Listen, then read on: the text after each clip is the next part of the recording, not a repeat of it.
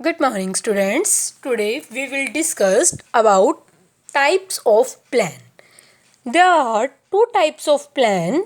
First, standing plan, and the second is single use plan. First standing plan और second single use plan. Standing plan क्या होता है? वो plan जो बनते तो एक बार है, विच आर प्रिपेयर्ड या मेड वंस. जो बनाए तो एक बार जाते हैं, फॉर्मुलेट तो वन टाइम किए जाते हैं, बट जो यूज होता है उनका वो बार बार होता है. जो यूज होता है वो उनका बार बार होता है. क्या होता है स्टैंडिंग प्लान? वो प्लान जो बनता तो एक बार है लेकिन यूज बार बार होता है. सिंगल यूज, नाम से ही देखो, सिंगल यूज वो प्लान जो फॉर्मुलेट किया जाता है, बनाया जाता है एक बार और यूज भी होता है एक बार. यानी कि उस प्लान को, किसी चीज को करने के लिए जब हम कोई प्लान बनाते हैं, जैसे ही वो काम हमारा पूरा हो जाता है, वो प्लान हमारा ख़त्म हो जाता है, फिर से हमें एक नया प्लान बनाना होता है. ओके, एक ही बार बनाया जाता है, एक ही बार यूज़ किया जाता है, फिर नेक्स्ट टाइम के लिए हम दोबारा से प्लान बनाएंगे. बट स्टैंडिंग प्लान क्या होता है? जो एक बार बनाया जाता है लेकिन बार बार यूज़ किया जाता है, थोड़ी थोड़ी मॉडिफिकेशन होती रहती है इन केस अगर हमें नीड हो. मॉडिफिकेशन थोड़ी बहुत होती रहती है इन केस अगर हमें नीड हो. अब स्टैंडिंग प्लान में क्या क्या आ जाता है और सिंगल यूज में क्या क्या आ जाता है? कुछ टाइप्स हैं, पहले वो बात करते हैं क्या क्या आते हैं. एक होता है ऑब्जेक्टिव्स, एक आता है strategy,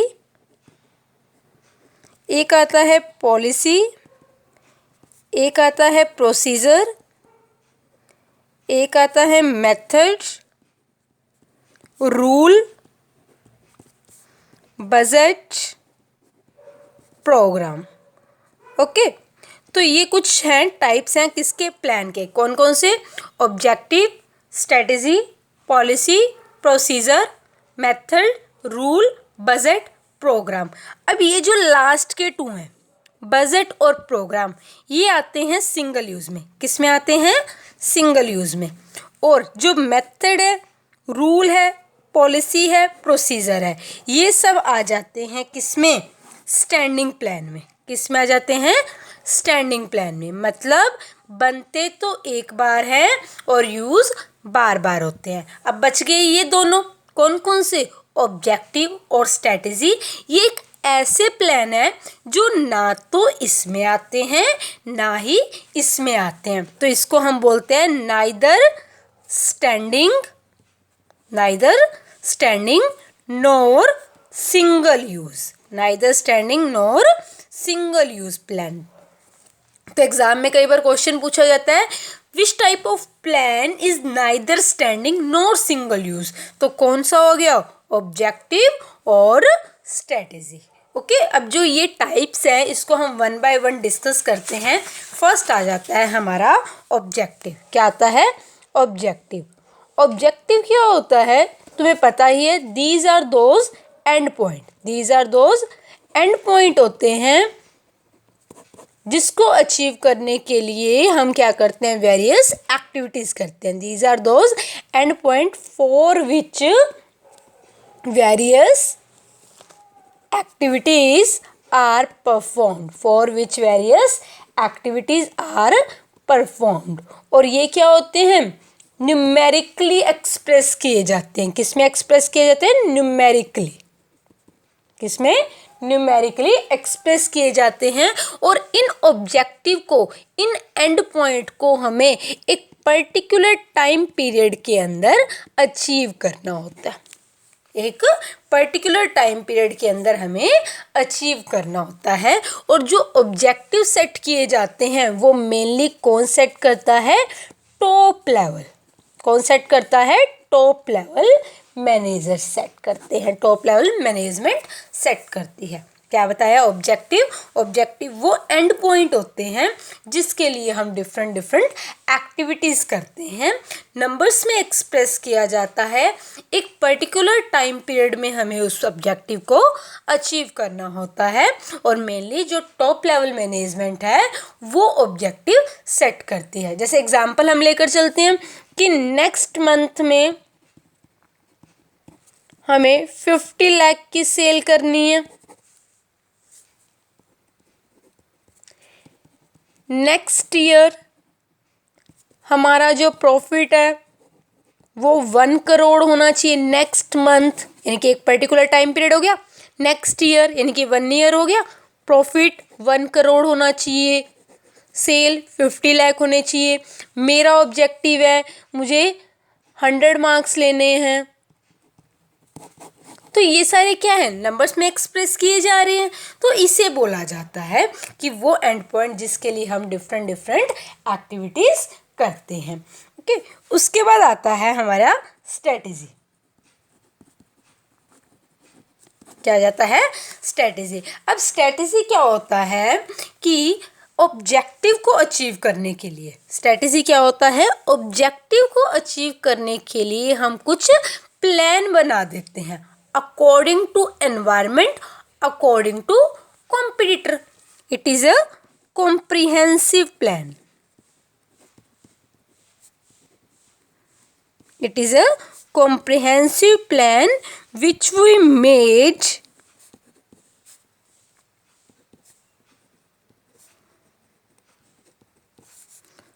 to achieve objective. Which we made to achieve objective after analyzing the business environment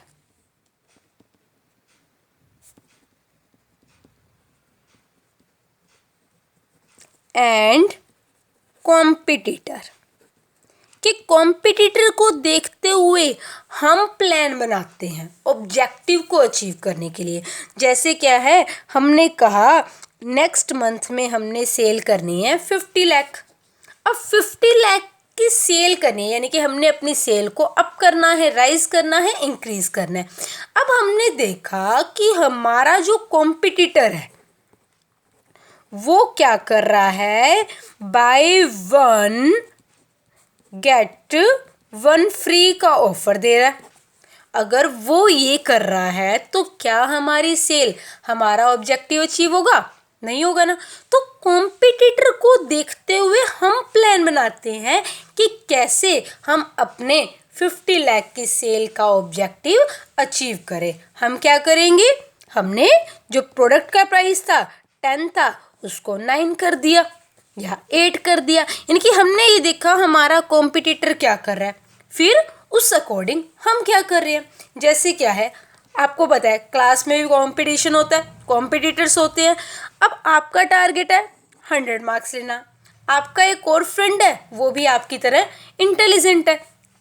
अब आपने देखा कि वो कितनी देर पढ़ता है 100 मार्क्स लेने के लिए, आपने देखा वो 2 बुक्स पढ़ रहा है, उसके बाद वो डेली के 8 आवर्स स्टडी कर रहा है। अब आप क्योंकि उसके कॉम्पिटिटर हो, अब आप अपना प्लान बनाओगे। आपने देखा कि ये मेरा कॉम्पिटिटर है, 2 बुक्स पढ़ रहा है और 8 आवर्स पढ़ रहा है, मैं क्या करूँगा इससे ज़्यादा स्टडी। ये 2 बुक्स कर रहा है ना, मैं 3 बुक्स करूँगा। ये 8 आवर्स स्टडी कर रहा है ना, मैं 9 आवर्स करूँगा। अब क्या है, यानी कि आप जो अपना प्लान बना रहे हो किसको देखते हुए बना रहे हो? कॉम्पिटिटर को देखते हुए बना रहे हो। किस लिए? अपने ऑब्जेक्टिव को अचीव करने के लिए। तो स्ट्रेटेजी क्या होता है? कॉम्प्रिहेंसिव प्लान होता है जो हम बनाते हैं एनवायरनमेंट को देखते हुए और कॉम्पिटिटर को देखते हुए अपने ऑब्जेक्टिव को अचीव करने के लिए। वो क्या होता है? स्ट्रेटेजी। आया समझ? ऑब्जेक्टिव क्या होता है? वो एंड पॉइंट होते हैं जिसके लिए हम डिफरेंट डिफरेंट एक्टिविटीज़ करते हैं, एक पर्टिकुलर टाइम पीरियड में होता है और नंबर्स में एक्सप्रेस किया जाता है। और जो ऑब्जेक्टिव होने चाहिए वो क्या होने चाहिए? अचीवेबल होने चाहिए। ऐसा ऑब्जेक्टिव सेट ना करो कि जो अचीव ही ना हो सके। मान लो एक 35% वाला स्टूडेंट है, उसको कह दो भाई 95 लिया, पॉसिबल है? ऑब्जेक्टिव अचीव हो पाएगा? नहीं हो पाएगा। तो ऑब्जेक्टिव ऐसा होना चाहिए जो अचीवेबल भी हो। स्ट्रैटेजी क्या होती है? ऑब्जेक्टिव को अचीव करने के लिए कॉम्पिटिटर को देखते हुए हम प्लान बनाते हैं। हम ये देखते हैं हमारा कॉम्पिटिटर क्या कर रहा है, वो मार्केट में किस क्वालिटी का प्रोडक्ट लेके आया है, फिर हम उस अकॉर्डिंग मार्केट में प्रोडक्ट लेकर आते हैं। ओके, उसके बाद आ जाता है हमारा पॉलिसी। क्या आ जाता है? पॉलिसी। पॉलिसी क्या होता है? It is a general statement, it is a general statement which guide us, which guides us to make decision. कि एक जनरल सी स्टेटमेंट होती है जो हमें एक लिमिट बता देती है, हमें एक दायरा बता देती है। उस लिमिट के अंदर रहकर एक मैनेजर को क्या करना होता है? डिसीजन लेना होता है। एक लिमिट बता देती है। पॉलिसी क्या होती है? एक जनरल स्टेटमेंट होती है जो कि हमें गाइडेंस देती है, मतलब उस लिमिट के अंदर रहकर हमें डिसीजन लेना होता है। जैसे क्या है? कंपनी की पॉलिसी है पर्सनल पॉलिसी, कि जो भी हम प्रमोशन करेंगे, जो भी हम प्रमोशन करेंगे वो करेंगे एज के बेस पर। अब ये देखो, लोगों को अपॉइंट करने का काम होता है किसका? ह्यूमन रिसोर्स मैनेजर का। किसका होता है? ह्यूमन रिसोर्स मैनेजर का। ये बताया हुआ था कि एक ऑर्गेनाइजेशन में अलग अलग डिपार्टमेंट होते हैं, लाइक परचेज डिपार्टमेंट हो गया, सेल्स डिपार्टमेंट हो गया, मार्केटिंग डिपार्टमेंट हो गया, प्रोडक्शन डिपार्टमेंट हो गया, ह्यूमन रिसोर्स डिपार्टमेंट हो गया। कि जो परचेज डिपार्टमेंट है इसका काम क्या है? रॉ मटेरियल परचेज करना। सेल डिपार्टमेंट है प्रोडक्ट की सेल करना। प्रोडक्शन प्रोडक्ट प्रोड्यूस करना। एचआर जो भी एम्प्लॉयज़ ऑर्गेनाइजेशन में रखे जाने हैं उनसे रिलेटेड जो भी एक्टिविटी है वो कौन करता है? एचआर मैनेजर करता है। तो लोगों को अपॉइंट करने का काम किसका है? ह्यूमन रिसोर्स मैनेजर का। अब कंपनी की पॉलिसी बना दी हमने। 1.3 लेवल ऑफ मैनेजमेंट में किया था। पॉलिसी बनाता कौन है? Determining policy top level. और ह्यूमन रिसोर्स मैनेजर किस में आ रहा है? मिडल लेवल में। ठीक है, तो टॉप लेवल ने पॉलिसी बना दी। टॉप लेवल ने कहा कि जो प्रमोशन होगा वो एज के बेस पे होगा। अब मिडल वाले ने क्या किया? इसको इंटरप्रेट किया, समझा। अब क्या है? ह्यूमन रिसोर्स मैनेजर जो है जब भी लोगों को अपॉइंट करेगा तो मतलब या फिर क्या कर रहा है? प्रमोशन कर रहा है, प्रमोशन के बेस पे अपॉइंटमेंट हो रही है, तो वो टॉप लेवल से पूछेगा नहीं, क्योंकि टॉप लेवल ने पहले बोल दिया कि प्रमोशन होगा एज के बेस पे होगा। जैसे एक ऑर्गेनाइजेशन में सपोज करो 5 एम्प्लॉयज़ काम कर रहे हैं, एक की एज है 30, एक की है 28, एक की है 27, एक की है 35, एक की है 38। तो अब क्या है? प्रमोशन जो मिलेगा, अब हमने क्या करना है? प्रमोट करना है। ओके, तो अब इनमें से किसको प्रमोट करेंगे? किसको प्रमोशन मिलेगा? 38 वाले को, क्योंकि क्या कहा? एज के बेस पे जिसकी एज ज़्यादा होगी उसको प्रमोशन दिया जाना है। तो ये क्या होगी? पॉलिसी। यानी कि पॉलिसी मतलब गाइडेंस होगी। अब जो भी डिसीजन होगा इसी लिमिट के अंदर रहकर होगा। क्या कर रहा है? यानी कि ये उसको डिसीजन मेकिंग में हेल्प कर रहा है, उसको क्या कर रहा है? गाइड कर रहा है। ओके, उसके बाद आता है हमारा रूल। क्या आ जाता है? रूल। रूल क्या होता है? एक स्पेसिफिक स्टेटमेंट होती है। क्या होती है? स्पेसिफिक स्टेटमेंट होती है जो हमें बताती है what to do and what not to do.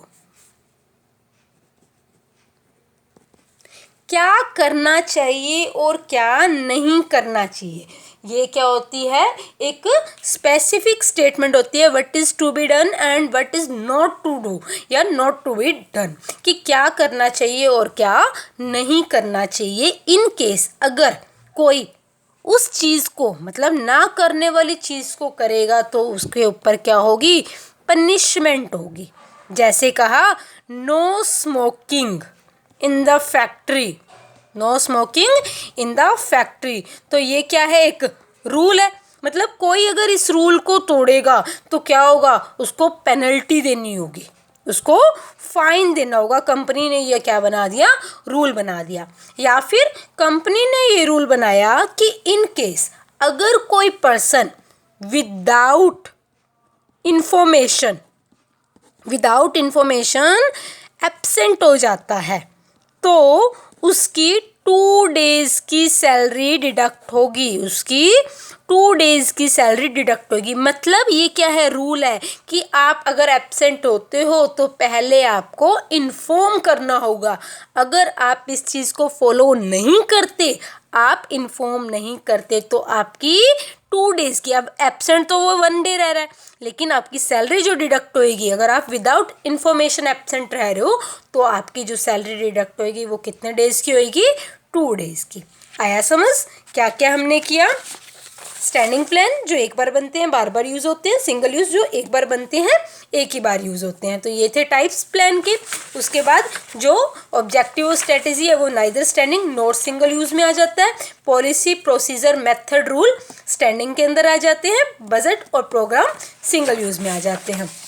Objective क्या होते हैं, वो एंड पॉइंट होते हैं जिसके लिए हम डिफरेंट एक्टिविटीज़ करते हैं। टॉप लेवल बनाता है, एक टाइम बाउंड एक्टिविटी होती है, एक पर्टिकुलर टाइम पीरियड में हमें अचीव करना होता है। स्ट्रेटेजी क्या होता है, ऑब्जेक्टिव को अचीव करने के लिए कॉम्पिटिटर के अकॉर्डिंग बिजनेस एनवायरनमेंट को एनालाइज करके हम क्या करते हैं, प्लान बनाते हैं। Then policy, it is a general statement जो कि मैनेजर को गाइड करती है डिसीजन लेने में, उसी लिमिट के अंदर रहकर हमें डिसीजन लेने होते हैं। लाइक पर्सनल पॉलिसी होगी, कंपनी की सेल पॉलिसी है कि जो भी सेल होगी वो कैश में होगी, तो इसी के अंदर हमें रहकर डिसीजन लेने हैं। या फिर कंपनी ने कहा कि मैक्सिमम आप 10% डिस्काउंट दे सकते हो, अब वो तो मैनेजर की मर्जी है, सेल मैनेजर की, वो 5% पे जाके डील करता है, 7% पे करता है, 8% पे करता है। देन उसके बाद रूल क्या होते हैं, स्पेसिफिक स्टेटमेंट होते हैं जो हमें बताती है हमें क्या करना चाहिए और क्या नहीं करना चाहिए। इन केस अगर हम उसको रूल को ब्रेक करते हैं तो क्या होगा, हमें पनिशमेंट मिलेगी, पेनल्टी मिलेगी। आज के लिए इतना ही। जो हमारे बाकी के टाइप्स रहेंगे प्लान के वो हम अपने नेक्स्ट वीडियो में कवर करेंगे। आई होप आपको समझ में आ गए होंगे। Thank you, have a nice day.